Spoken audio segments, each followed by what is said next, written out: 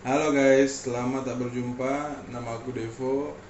Kita udah lama nggak bikin konten. Kali ini kita bikin konten lagi tentang fotografi, lebih tepatnya wedding fotografi. Buat yang belum kenal, aku itu fotografer wedding, main jobnya, dan beberapa nyoba beberapa bisnis gitu. Tapi core bisnis kita adalah wedding fotografi, studio foto, produk corporate dan lain-lain. Jadi kali ini kita pengen ngebahas satu buku yang lagi viral dari Bandung. Oh, ini dia. Buku dari Cap Doa Restu. Tepatnya dari Mas Jawod dari Red White Photo Bandung. Ini aku nggak tahu ya, entah fotografer wedding lain udah pernah bikin. Cuman kayaknya yang aku tahu baru dia ya. Terus sebenarnya aku sama teman-teman fotografer wedding di Batam, Jakarta, dan teman-teman komunitas se-Indonesia itu sering ngobrol tentang gimana sih workshop itu nggak hanya harus dilakukan harus di tempat gitu. Kayak kita harus datang ke Bali, datang ke Jakarta untuk workshop, terus segala macam. Tapi harusnya kita bisa mengedukasi melalui kayak online workshop, terus ada yang video call, ada yang private mentoring.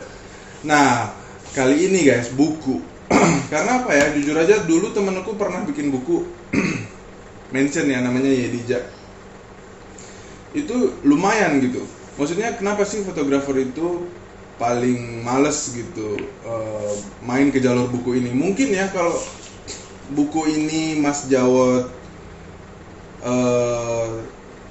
best seller gitu ya, atau banyak banget, jadi buku keduanya mungkin bakal ada kayak publishers yang tertarik gitu, apa yang buat penerbitan buku itu loh guys, biar kita bisa masuk ke Gramedia dan segala macam. Nah, kita mau bahas ini, tapi aku jujur aja ini belum dibuka ya, tuh masih seal, tuh ada sealnya Cap Doa Restu. Jadi pengennya ini itu reaksinya, unboxingnya, terus sama reviewnya itu pure gitu, nggak dibikin-bikin. Oke, kita buka ya. Buka. Hap. Wow, ini dia. Yes, ini dia. Lihat, dengar, dan rasakan. Yes. Nah, di sini tulis Fitra Sujawoto, panggilannya Jawod. Lihat, dengar, rasakan tentang pernikahan dan fotografi, jilid 1. Mantap. Tuh lihat. Fotonya jadul gitu, foto pernikahan jadul. Jadi dari zaman 50 tahun yang lalu, 100 tahun yang lalu udah kayak gini, guys. Jadi yang klien-klien harusnya rasakan itu, kita tuh harusnya 100 tahun lebih advance daripada foto kayak gini. Oke, bacain dulu ya belakangnya. Lihat, dengar, dan rasakan. Ya, tapi kan fotografer pernikahan pada gak ada sekolahnya. Gimana kita bisa punya pola pikir yang sama?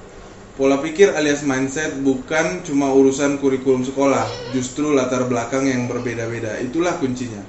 Karena kita akan melihat diri kita sama sebagai manusia. Bicara kemanusiaan maka dekat dengan kebahagiaan. Salah satu profesi yang sangat dekat dengan kebahagiaan yaitu adalah fotografer pernikahan. Semoga dimanapun kemanapun target pasar kita yang kita sasar bukan cuma membutuhkan kebanggaan, tapi juga kebahagiaan. Oke, sekali lagi, semoga. Red White Foto Video Cap Doa Restu. Oke, kita mau nge-review ini sebagian aja. Jadi biar teman-teman dapat apa ya? Dapat visinya lah, gimana sih tentang buku ini, dan wajib nggak sih gue beli, dan worth it nggak gitu. Terus dikasih stiker ini loh, ini tuh kayak out of the box banget, dan nama mereka tuh Cap Doa Restu. Ini kan kayak zaman dulu gitu ya. Nah, ini salah satu menurut aku kemampuan skillnya Bang Jawod ya. Dia punya kayak ide original yang kayak semua orang tuh nggak pikirin gitu. Kayak kepikiran nggak sih cap doa restu gitu. Yang lain tuh kayak bla bla bla workshop by this, terus segala macam gitu kan. Yes, kita buka bukunya. Sehat selalu ya.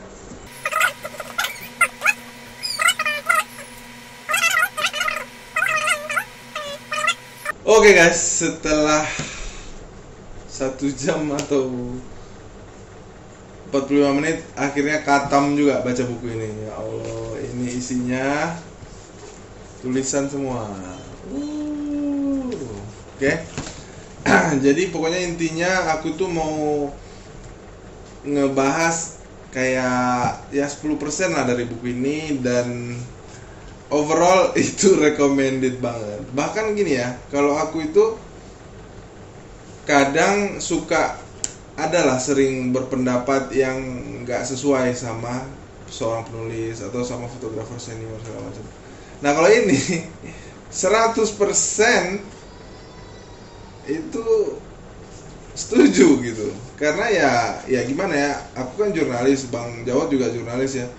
Nah kalau jurnalis itu nggak netral guys gitu. Jadi kita nggak boleh terlalu ideologinya terlalu apa, terus nganggap sesuatu sangat salah, itu nggak boleh. Jadi menurutku Bang Jawad ini kan karena dia objektif, itu bagus banget menurutku ya untuk dibaca, karena ini menggiring opini kita tuh ke yang lebih netral gitu. Lebih enak tuh jadi orang netral. Oke? Yes, jadi kita ke kolase 1 sampai kolase 9, terus ada komposisi dan komunikasi. Oke? Nah, basically di sini itu tuh ngebahas tentang man behind the gun gitu. Kayak kalian tuh harus punya kamera mahal dulu, atau kamera mahal dulu, atau pendidikan yang mahal dulu gitu, atau tentang ilmu yang mahal gitu. Nah sebenarnya pokoknya di poin buku ini tuh dijelasin bahwa kita tuh sesuai kebutuhan gitu. Kalau kita fotografer produk ya harus punya lensa makro untuk memfoto detail produk gitu. Kalau kalian nyaman dengan lensa manual ya pakai aja lensa manual. Terus kalau memang bisa deliver fokus pakai lensa manual, ya udah manual aja. Kan kebanyakan videografer juga dari dulu ya sampai sekarang pun masih ada yang pakai kamera mirrorless DSLR terus pakai lensa manual. Cuman problemnya adalah kita nggak boleh blur terus, miss fokus terus gitu, dan itu kan namanya nggak deliver gitu. Oke, kita lanjut poin number 2. Itu tuh kebanyakan fotografer itu, kata Bang Jawad ya, itu harus tumbuh berkarya. Jangan sampai kita cuman ikut-ikutan ikut-ikutan sosial media, like-nya biar bisa banyak, terus pamer, disenangin sama fotografer lain gitu. Nggak cuman hal sekedar itu yang harusnya fotografer wedding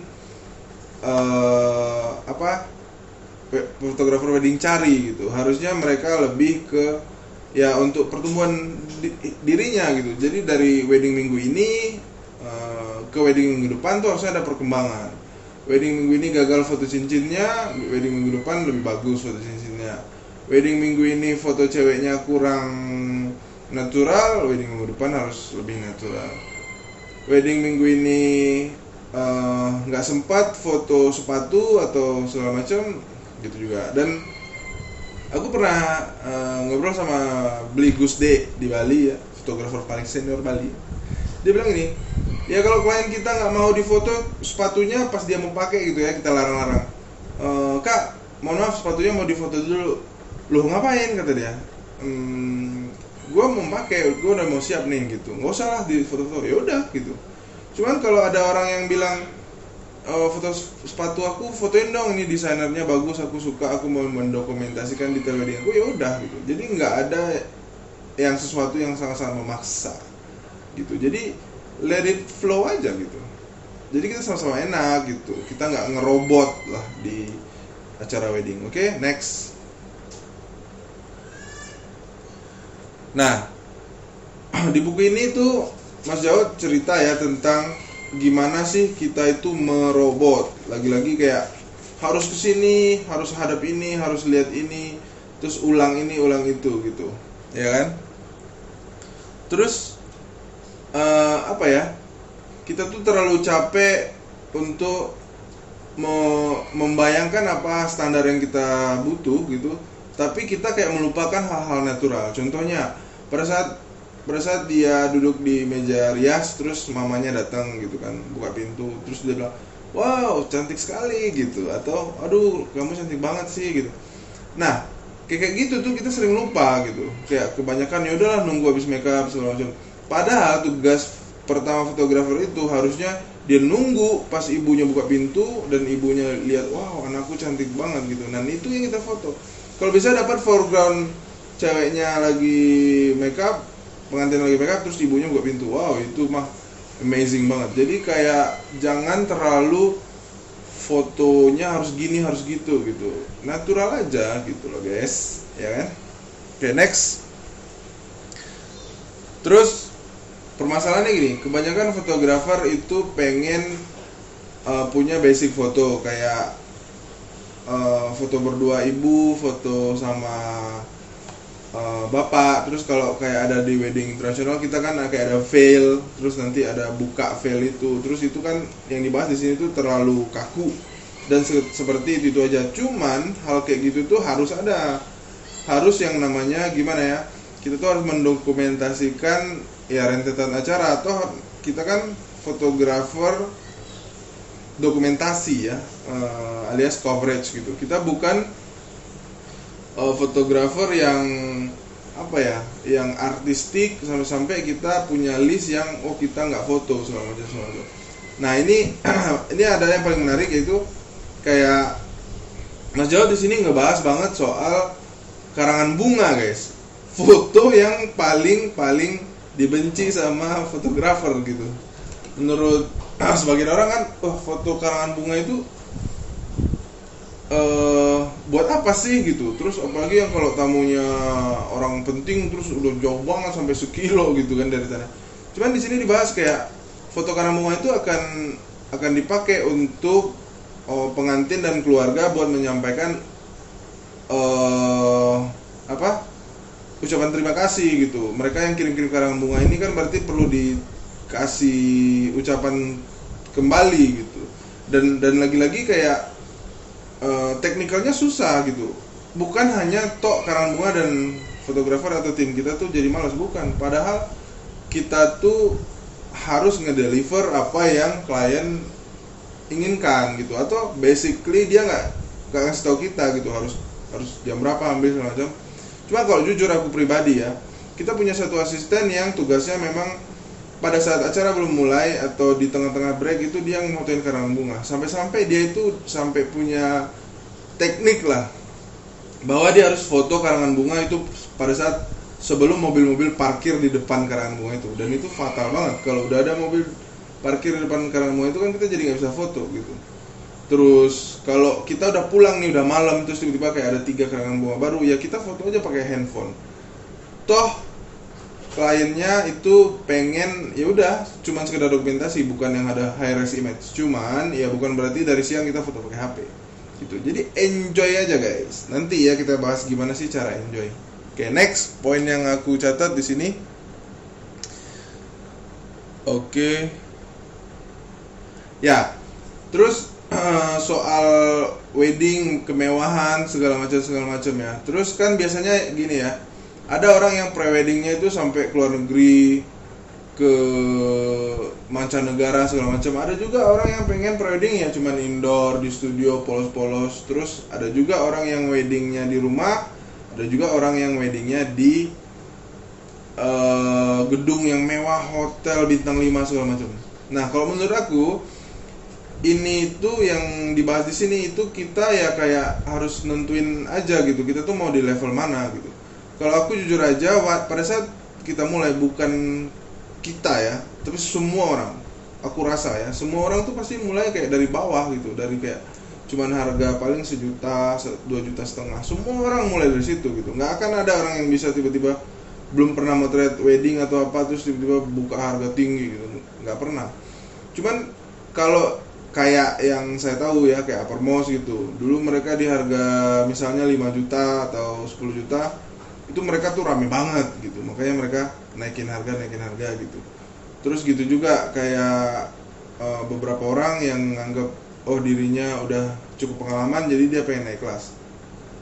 Nah kalau aku pribadi dulu pada saat kami di kelas menengah ke bawah itu, kalau secara pribadi ya menurut aku kita itu susah untuk bukan untuk nyaman ya, untuk berkarya gitu, karena rentetan acara terlalu monoton, terus lokasi yang gitu-gitu aja, terus banyaknya tamu kadang melebihi acara-acara di gedung.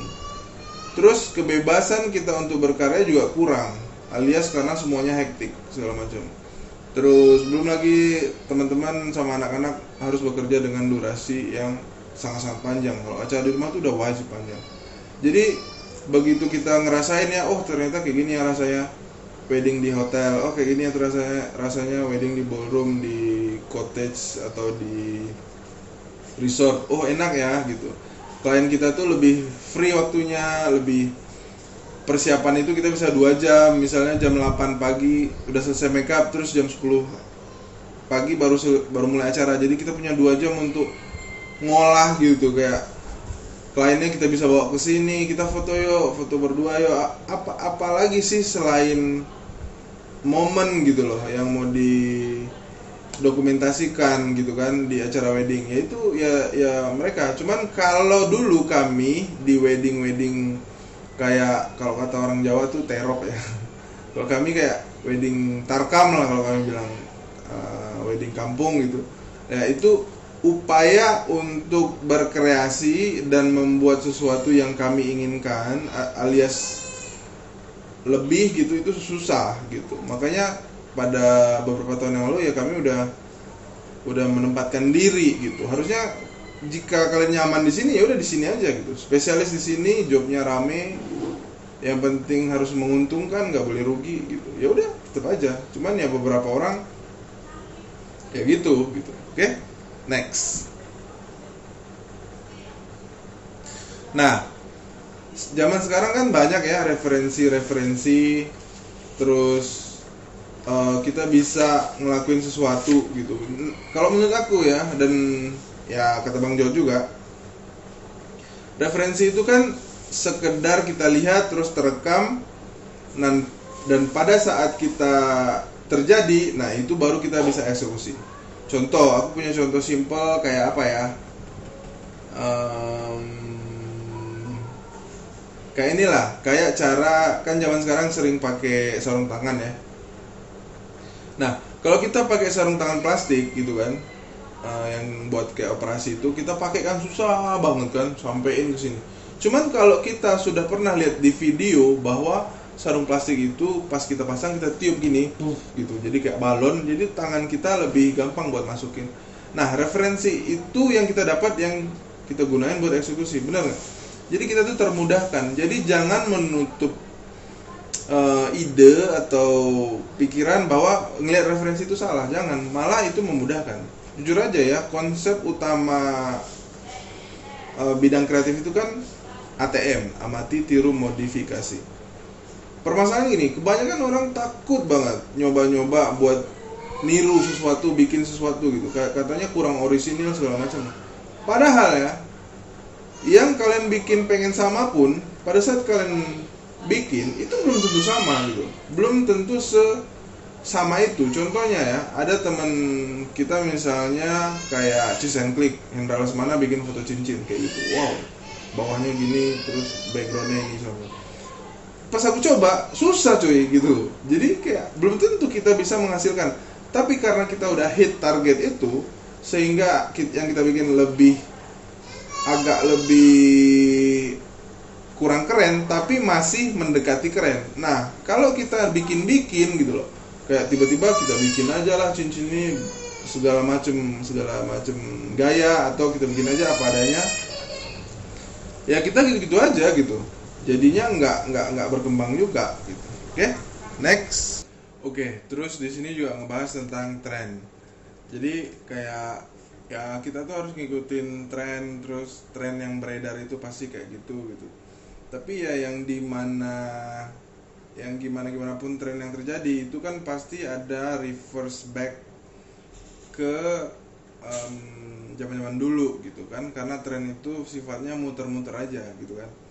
Nah, di buku ini dikaitkan tuh preset dan mindset dan berhubungan juga sama tren. Nah, makanya kita tuh nggak boleh yang namanya benar-benar lepas gitu, tetap mau stick ke yang dulu itu. Gimana, ibarat gini aja deh, ibarat dulu kita pakai Corel Draw gitu kan, terus ada yang move on ke Illustrator, kita harus tetap gitu. Atau dulu masih pakai Nik software gitu, sekarang udah semua orang udah pakai Lightroom, ya udah gitu. Bukan berarti ikut tren itu buruk, cuman ya secara objektivitas ya kita harus ngikutin fungsinya, jadi fungsional lah.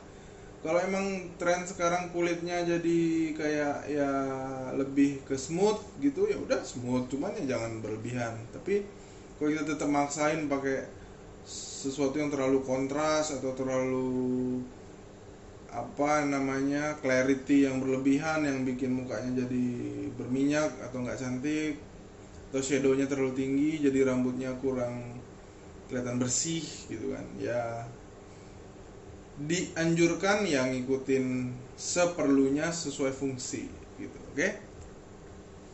Next.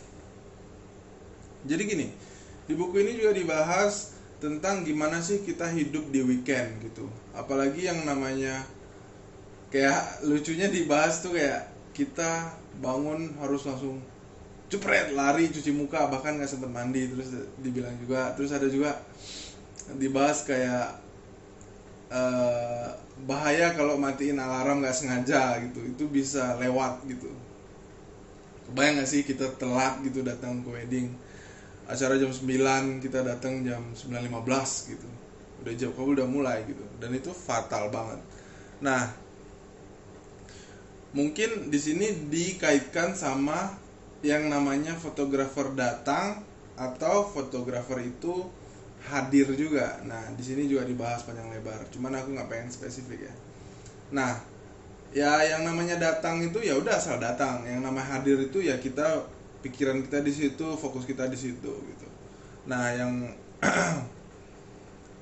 berhubungan tadi sama weekend, jadi kayak kalau menurut aku ini opini pribadi ya. Kami itu dulu sering banget terima wedding banyak, alias 5 sampai 7 wedding mungkin satu minggu. Terus kayak harus bagi tim segala macam, repot, terus briefnya segala macam, terus kameranya nggak jelas, si ini punya kamera apa segala macam. Nah, pada akhirnya kan kita mutusin jadi foto satu wedding eksklusif gitu. Kayak Mas Jawad juga Red White mungkin punya satu tim leader ya yang itu aja gitu. Jadi maksimal mereka kayak megang 2 wedding atau 3 wedding gitu. Juga setahu aku Imagenik gitu kan, mereka kayak maksimal 3 wedding. Jadi seolah-olah kita itu sampai sekarang tuh akan bertanggung jawab atas semua yang kita kerjain, terutama wedding ya. Nah, di situ kayak nanti kita bisa yakin bahwa oh yang turun ini pasti lead fotografer yang bakal nge-represent brand kita. Terus kitalah yang bakal bikin foto ini pasti nggak jauh dari standarnya kita gitu. Karena kan kalau orang lain belum tentu. Terus yang namanya apa ya, yang namanya fotografer profesional itu kan dalam kondisi klien apapun, weddingnya kayak apapun, kondisi pencahayaan kayak apapun, itu pasti minimal dia deliver. Itu udah nggak mungkin, kecuali fotografer amatir. Kadang kalau kliennya cantik, cahayanya bagus, ya dia bikin foto bagus. Nah, terutama itu tuh yang dibahas soal kehektikan weekend. Apalagi gini, kita kerja terus menerus, Senin sampai Jumat ngerjain editing, terus harus wedding lagi, terus nanti wedding minggu ini belum selesai, wedding minggu depan udah ada lagi, numpuk terus. Makanya ada yang namanya wedding photographer yang nggak deliver bertahun-tahun. Ada juga yang 6 bulan 10 bulan baru deliver, ada juga yang segala macam. Nah menurut aku ya kehektikan itu harus diseimbangkan gitu, segala macam itu harus seimbang, apalagi kita kan vendor yang paling lama ya, efek post productionnya gitu. Kalau yang lain kan udah selesai, catering hari H selesai, dekor hari H selesai, semua selesai, cuman kan kita kan enggak. Terus ya mungkin dari itulah kami beberapa fotografer memilih untuk eksklusif gitu, untuk benar-benar ngerjain apa yang fotografer utama inginkan gitu. Jadi makanya kalau aku tuh seneng banget sekarang, mungkin tiap bulan cuman megang 3 wedding, kadang 4 tuh udah banyak. Nah kalau 3 wedding kan ada 1 minggu yang kita tuh weekend jadi manusia normal gitu, bukan jadi manusia kuli weekend gitu, dan itu enjoy aja. Nah itulah nanti yang mungkin direfer ke harga, sehingga dari harga 3 wedding itu kita udah tercukupi gitu. Kalau mau lebih juga nggak apa-apa kalau skillnya emang oke ya kan. Terus kalau emang daerahnya juga oke. Nah, jadi dari 3 wedding itu kita udah cukup. Terus ya kalau mau lebih cukup lagi ya bikin bisnis lain gitu. Nanti kita bahas. Terus ya bagusnya megang yang namanya yang kita bisa pegang gitu. Jangan sampai di luar sama kondisi kita. Oke? Terus di sini dibahas kayak ada fotografer yang tipikalnya itu kayak nyuruh ulang, semuanya ulang, masukin cincinnya diulang, kasih lihat fotonya diulang, sampai sungkem pun diulang. Jadi kayak di sini Mas Jawad cerita kayak dulu waktu itu ada fotografer yang datang terus dengan inisiatif mereka kayak udah selesai sungkem nih, nggak tahu cara udah selesai apa belum, terus dibilang yuk ulang yuk, matanya ke sini, lihatnya ke sini, pas nyium tangannya kayak gini, jadi kami dapetin momen yang sempurna gitu. Nah di buku ini dibahas bahkan hal kayak gitu tuh nggak selalu bisa dilakuin gitu, alias itu adalah behavior yang tidak tepat. Ya toh kalau orang sungkem ya orang sedih ya pada saat sungkem memang benar-benar sedih, mau nangis ya dia bakal nangis pada saat sungkem itu. Dan kita nggak bisa maksain orang sungkem untuk pura-pura sedih lagi gitu. Dan yang paling penting adalah attitude yang kayak gini itu bakal nggak akan bisa dilaksanain di acara-acara besar. Kebayang nggak wedding pejabat, wedding presiden, wedding besar gitu yang rundownnya udah ketat. Jadi kalau fotografer dimanjakan dengan semua bisa ngulang, semua bisa di direct gitu kan, ya berarti ya kurang jam terbang aja gitu, kurang skill. Harusnya yang skill kondisi apapun angle sungkemnya pasti dapat, kata Bang Jawad. Terus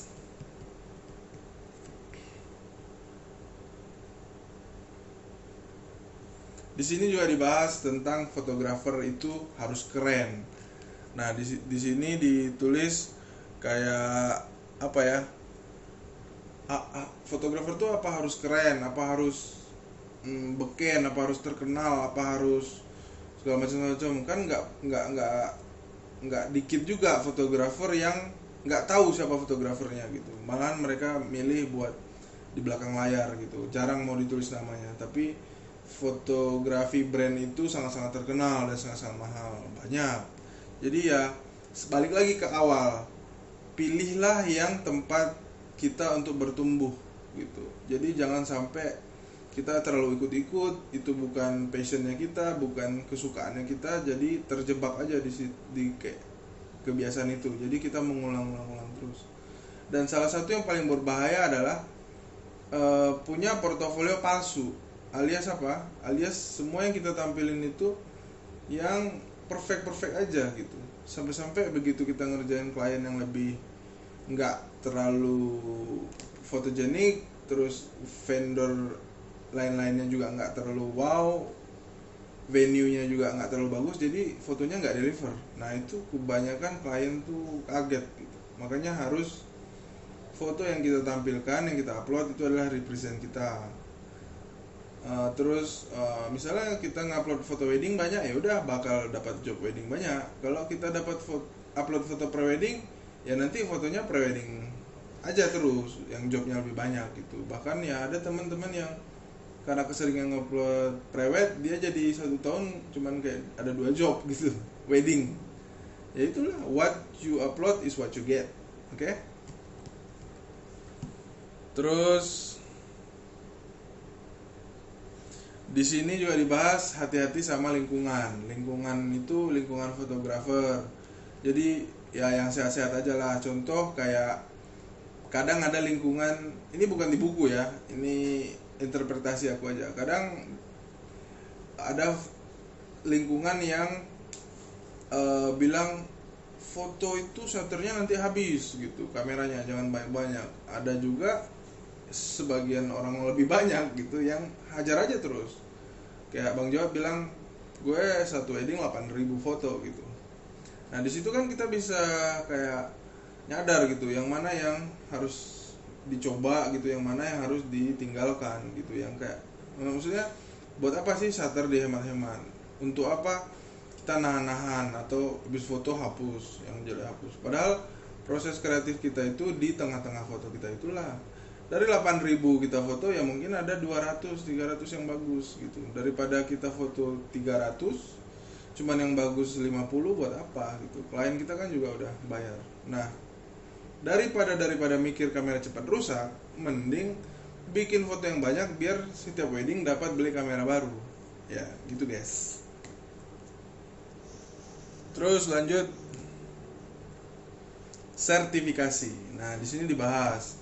Jadi kayak itu tuh kalau di buku ini dibahas ibarat pekerja lebih ke pabrik gitu ya. Nah, itu kan penting. Nah, menurutku gini, kalau yang namanya memang ada sekolah resmi dan ada asosiasi resmi yang mewajibkan itu, menurut aku malah bagus. Tapi karena belum ada, ya berarti bukan fotografer itu nggak harus ambil sertifikasi gitu ya. Contohnya ya buat nambah ilmu aja lah, nambah pengalaman gitu. Kalau aku dulu mikirnya gini, aku ini siapa sih fotografer yang bukan siapa-siapa gitu. Gimana cara kenal fotografer keren ini? Ya udah dengan ikut workshopnya gitu. Kayak kita pengen ketemu sama misalnya taruhlah Mas Leo Haryanto gitu kan. Nah, dia kan udah terkenal. Ya udah ikut workshopnya, nanti jadi kenal.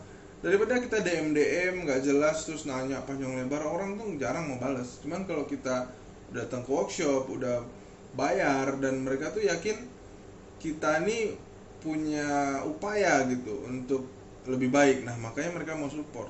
Makanya setelah ikut workshop itu rata-rata mereka akan jadi mentor kita seumur hidup. Jadi sertifikasi itu wajib. Aku aja ketemu Bang Jawad ini kita di Fearless Bali loh. Jadi kami ketemu waktu itu ikut seminar workshop kan. Nah, kita sebagai fotografer lokal aja itu masih pengen ikut workshop yang standarnya internasional. Cuman buat sertifikasi juga dan buat cari wawasan dan kenalan semua orang seluruh dunia itu jadi enak gitu. Kadang semua hal tuh nggak hanya soal teknis gitu. Kalau kemarin aku paling ingat banget tuh di Bali, yang kayak Mas Jawad foto nih, di buku ini ada dia bilang satu pembicara cewek yang cuman ngebahas kadang soal tangan gitu. Tangan, seberapa pentingnya tangan itu di sebuah headshot atau portrait cewek gitu. Pentingnya arah tangan, terus ada tidaknya tangan segala macam. Dan itu menurut aku paling game changer banget gitu. Padahal cuma ngomongin soal tangan. Nah, ya udah gitu. Kalau kita udah ngomongin sebuah visi yang udah jauh lebih expert gitu, ya udah kita harus ikut sama ya yang jenius-jenius gitu. Kalau kita ibaratnya gini lah.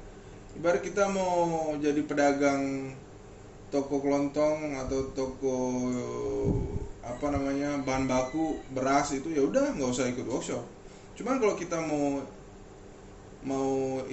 toko kita sampai bisa di franchise, toko kita sampai multinasional kayak Indomaret, kayak apa segala macam, ya kita perlu edukasi itu guys, untuk bisa mencapai target yang kita inginkan. Minimal ya cara franchise, masa kita tahu aja gitu dari internet atau dari langit terus kita tahu. Nah, pendidikan-pendidikan itulah yang harus ditempuh untuk ekspansi bisnis dan wawasan kita sehingga kita jadi lebih maju. Nah, itu dapatnya di workshop dan sertifikasi.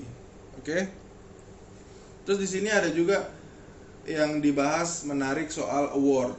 Award itu sama dengan tidak sama dengan penjualan. Nah, itu juga dibahas di sini. Jadi ya hati-hati ya, jangan sampai kejebak gitu. Karena apa ya? Ya banyak juga teman-teman kita yang benang award banyak gitu, tapi nggak laku gitu. Terus ada juga yang fotonya putih-putih doang, tapi laku banget gitu. Jadi ya jangan sampai sebuah perspektif itu kayak ngebutain kita gimana cara klien kita, gimana cara kita mendengarkan mereka maunya hal yang seperti apa gitu. Jadi ya gimana ya, maksudnya gini, foto putih di background abu-abu gitu ya, terus misalnya dia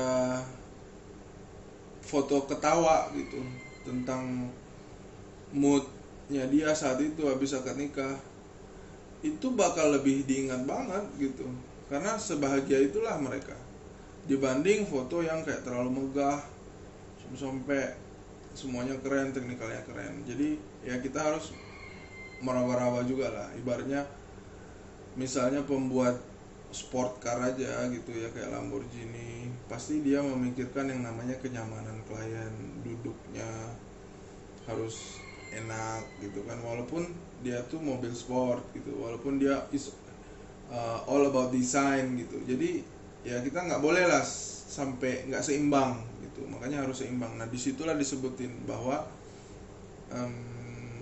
jangan terlalu terjebak gitu. Terus di sini aku ada pengen nge-quote sedikit ya tentang fotografer yang nggak pengen belajar foto wedding, yang ikut workshop tuh nggak pengen, atau apa ya, kayak ibaratnya nggak pengen belajar lah. Nah, aku ada nge-quote baru-baru nontonnya, ada pengusaha konglomerat dari Sumatera Barat, Basir Rizal Koto. Dia bilang ini, walaupun saya nggak lulus SD, tapi seluruh keluarga saya dan anak-anak saya sampai ponakan-ponakan saya semuanya kuliah S1 minimal semua. Banyak yang di luar negeri, banyak yang di Amerika juga. Nah, dia bilang, bukan berarti aku nggak lulus SD, aku pengen seluruh keluarga aku nggak lulus SD juga gitu. Padahal dia bilang aku tuh nggak lulus SD karena aku harus meninggalkan sekolah, karena dia harus fokus nyari uang buat bantu keluarganya pada saat itu yang lagi susah. Nah, kenapa kita yang punya kesempatan, punya waktu dan punya uang itu kita nggak pengen gitu loh ngambil ilmu yang lebih gitu. Harusnya kita kan memanfaatkan waktu ya dengan ilmu baru, ketemu guru baru, mentor baru, dibanding ya dengan nongkrong-nongkrong terus gitu. Itu quotes-nya. Oke. Terus ada dibahas soal perias. Nah, ini 3 poin terakhir ya. Nah, perias itu banyak orang bilang wah terlalu diikat sama dia segala macam. Pokoknya intinya nggak ada guys fotografer yang terikat sampai mati sama perias gitu. Contoh gini lah, ya pada saat kita belum ada klien, kita harus ngikut mereka biar dapat job, ya udah ikut-ikut aja ditekan. Sama kayak kita waktu pertama kali magang di sebuah perusahaan, kita kerja di multinational company atau di PH, ya udah kita ya nggak dibayar pun kita udah bersyukur gitu, dapat ilmu, ya udah anggap aja kayak gitu. Tapi jangan dengan kita udah 5 tahun 10 tahun masih aja ikut paket perias, ya itu salahnya dirimu gitu. Harusnya dengan pengalaman kita kan lebih bebas jualan, terus reputasi kita kalau bagus ya klien bakal mau bayar lebih gitu aja sih. Oke. Terakhir, pandemi. Nah, di sini dibahas juga soal pandemi. Jadi kayak mungkin ya Mas Jawad ini nggak bakal bikin buku ini kalau nggak pandemi gitu. Jadi pas pandemi inilah benar-benar dunia fotografi terbalik gitu, benar-benar kayak disambar petir, benar-benar nggak ada job gitu. Nah, kayak aku lihat teman-teman di Singapura juga banyak yang bangkrut gitu, sampai tutup toko, tutup brand, pecat semua karyawan. Terus di Jakarta juga beberapa ada. Nah, menurutku gini, di saat inilah kita diuji gitu, diuji kayak kita nih bener-bener memanfaatkan waktu kita cuman untuk satu hal aja atau buat yang lain gitu. Padahal jangankan jadi fotografer wedding yang kerjanya kadang cuma 2 hari seminggu, jadi karyawan bank pun dari Senin sampai Sabtu gitu, kadang mereka punya bisnis sampingan loh, banyak yang mereka bisa kerjain online. Nah, maksudnya kenapa harus jadi fotografer itu jadi nggak punya kerjaan sampingan, minimal pemasukan sampingan yang pelan-pelan bisa kita jadikan investasi untuk ya nanti pada saat kita nggak laku lagi, pada saat kita udah nggak bisa keren lagi gitu kan banyak generasi muda gitu bakal masuk. Makanya di pandemi inilah kita ditegur untuk fotografer itu bisa punya bisnis, nggak harus bisnis yang lain-lain loh. Contoh bisnis trap kamera itu udah ada fotografer Indonesia yang bikin. Bisnis kota album juga udah banyak dan omsetnya gila-gilaan. Terus ada juga bisnis pengrajin kulit untuk strap yang pendek-pendek, terus ada cover kamera, tas kamera, banyak lah. Maksudnya ya tanggung jawab kita harus sesuai sama keinginan kita gitu. Kalau memang cukup segitu ya udah nggak apa, cukup. Cuman jangan sampai hidup itu hari ini makan besok belum tentu gitu. Jangan kayak gitulah gitu. Minimal harus secure lah beberapa bulan, sebulan lah minimal gitu ya guys. Ini yang tertuang lah di buku ini, kira-kira seperti itu. Oke. Terus di sini juga di halaman-halaman terakhir itu dituliskan tentang komposisi one on one dan komunikasi. Nah, di sini dibahas ya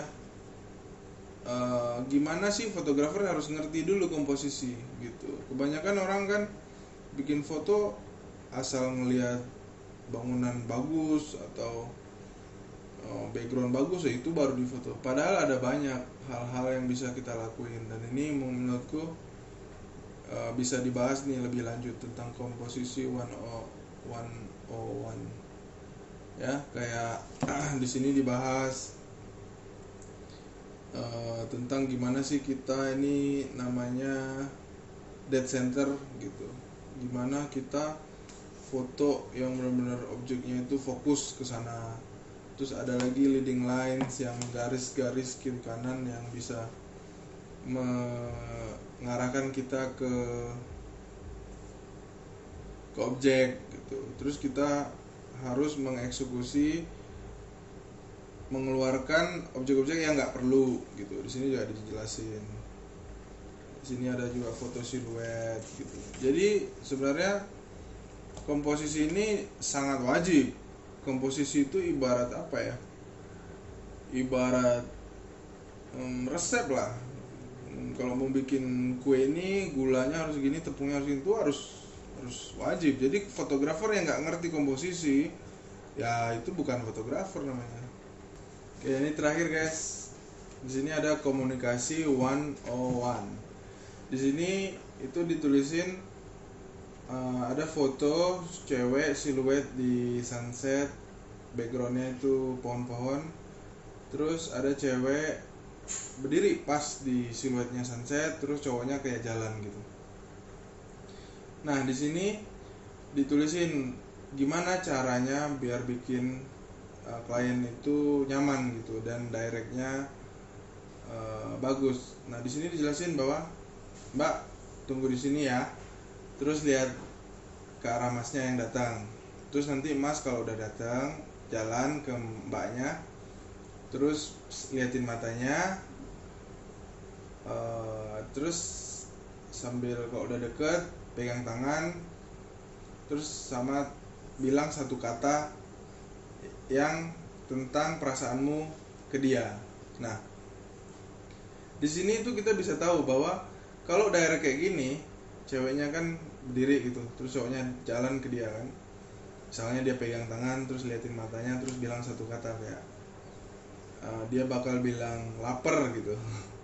Kan walaupun dia bilang lapar gitu, tapi dia bilang dengan jujur ke ceweknya, dan itu pasti lucu gitu, dan mereka akan ketawa gitu, mereka akan kayak happy gitu dengan direct yang kayak gini.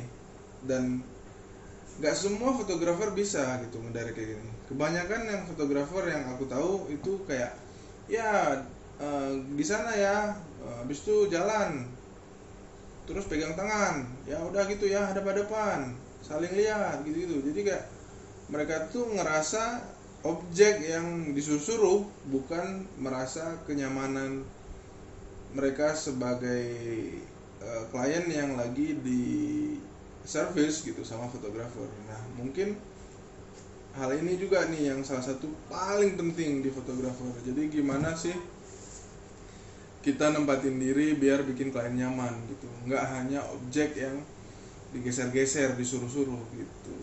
Jadi buat Bang Jawad ini keren banget, buku yang menurut aku oke banget, worth it banget buat semua orang yang beli.